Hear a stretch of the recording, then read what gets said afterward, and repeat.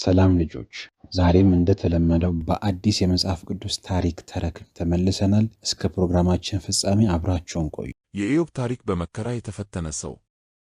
ኢዮብ ማን ነበር? ኢዮብ በገጽ ምድር የኖረ ባለጸጋ እና ጻድቅ ሰው ነበር።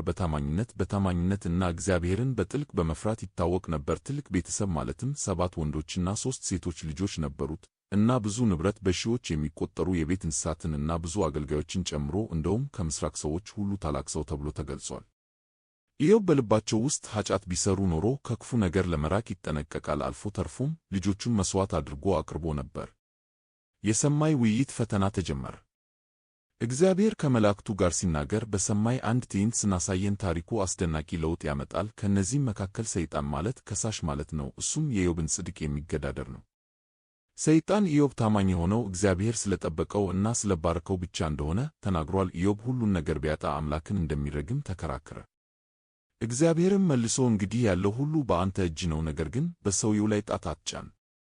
አምላክ ሰይጣን ኢዮብን እንዲፈትነው ፈቀደለት፣ ነገር ግን በአካል እንዲጎዳው አልፈቀደለት። ኢዮብ ላይ አሳዛኝ አደጋ ደረሰበት። በድንገት ከጥፋት በኋላ ጥፋት በኢዮብ ላይ ወደቀ። በሬዎቹና አህዮቹ ተዘርፈዋል፣ የሚመለከቷቸውም አገልጋዮች ተገድለዋል። በጎቹ በእሳት ተቃጠሉ፣ ግመሎቹ ተወረሩ። በመጨረሻም ኃይለኛ ነፋስ አንድ ቤት ፈርሶ 10 ልጆቹን ገደለ።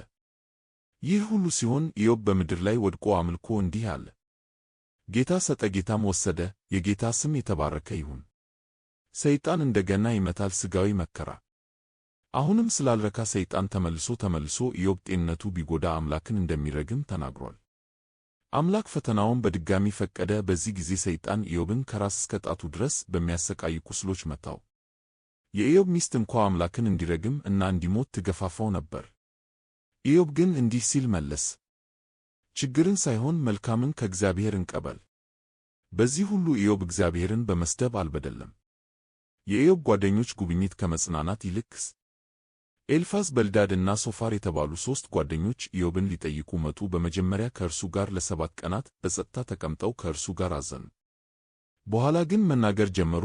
ኢዮብን ከማጽናናት ይልቅ ኃጢአት ሰርቷል ብለው ከሰሱት። እንዳስተሳሰባቸው ከሆነ ኢዮብ እንዲህ ያለ መከራ እንዲደርስበት ለማድረግ ብዙ ኃጢአት ሰርቶ መሆን አለበት፣ ምክንያቱም እግዚአብሔር ሁልጊዜ ኃጢአተኞችን እንደሚቀጣና ጻድቅንም እንደሚከፍል ስለሚያምኑ ነው። ኢዮብ ምንም ስህተት እንዳልሰራ በመናገር ንጹሕ አቋሙን ተሟግቷል። ንጹሐን ለምን እንደሚሰቃዩ ይጠይቃል እና ከእግዚአብሔር መልስ ይጠይቃል። በሐዘን፣ ግራ መጋባት እና ለፍትሕ ጩኸት መካከል ወደ ኋላ እና ወደ ፊት ይሄዳል። አራተኛው ሰው ኤሊሁ ከጊዜ በኋላ ውይይቱን ተቀላቀለ። አምላክ መከራን ለመቅጣት ብቻ ሳይሆን ለማስተማርና ለማጥራት ሊጠቀምበት እንደሚችል የተለየ አመለካከት አቅርቧል። እግዚአብሔር ምላሽ ይሰጣል። ኃይለኛ ንግግር። በታሪኩ ማጠቃለያ ላይ እግዚአብሔር በዐውሎ ነፋስ ውስጥ ሆኖ ኢዮብን መለሰለት። ነገር ግን የኢዮብን መከራ ምክንያቱን በቀጥታ ከማብራራት ይልቅ እግዚአብሔር ስለ ፍጥረት ምስጢርና ታላቅነት ይናገራል። ኢዮብ የሚሉ ጥያቄዎችን ይጠይቃል። ምድርን መሠረት ባደረጉ ጊዜ አንተ የት ነበርክ? ጣዖት ማዘዝ ይችላሉ። ለፈረስ ጥንካሬውን ትሰጣለህ። የእግዚአብሔር መልእክት ግልጽ ነው። ከሰው መረዳት የራቁ ነገሮች አሉ። የእግዚአብሔር ጥበብና ፍትሕ የተደበቀ ቢመስልም ፍጹም ነው። የኢዮብ ትሑት ምላሽና ተሃድሶ። ኢዮብ አምላክ ሲናገር ከሰማ በኋላ በትሕትና እንዲህ ሲል መለስ: በእውነት የማላስተውለውን ተናገርሁ፣ ለማወቅም የማይከብደኝ። ስለዚህ ራሴን ንቄአለሁ፣ በአፈርና በአመድ ንስሐ ገብቻለሁ። እግዚአብሔር በኢዮብ ታማኝነት እና እምነት ተደስቷል እና የኢዮብ ጓደኞች ስለ እሱ በተሳሳተ መንገድ በመናገራቸው ገሠጻቸው። እግዚአብሔር መሥዋዕት እንዲያቀርቡ ነገራቸው። ኢዮብም ስለ እነርሱ ጸለየ። ከዚያም ታሪኩ የሚያበቃው እግዚአብሔር የኢዮብን ሀብት በማደስ ከዚህ በፊት ከነበረው በእጥፍ እጥፍ በመስጠት ነው። እንዲሁም ተጨማሪ 7 ወንዶችና 3 ሴቶች ልጆች ሰጠው። ኢዮብም ረጅም ዕድሜ ኖረ።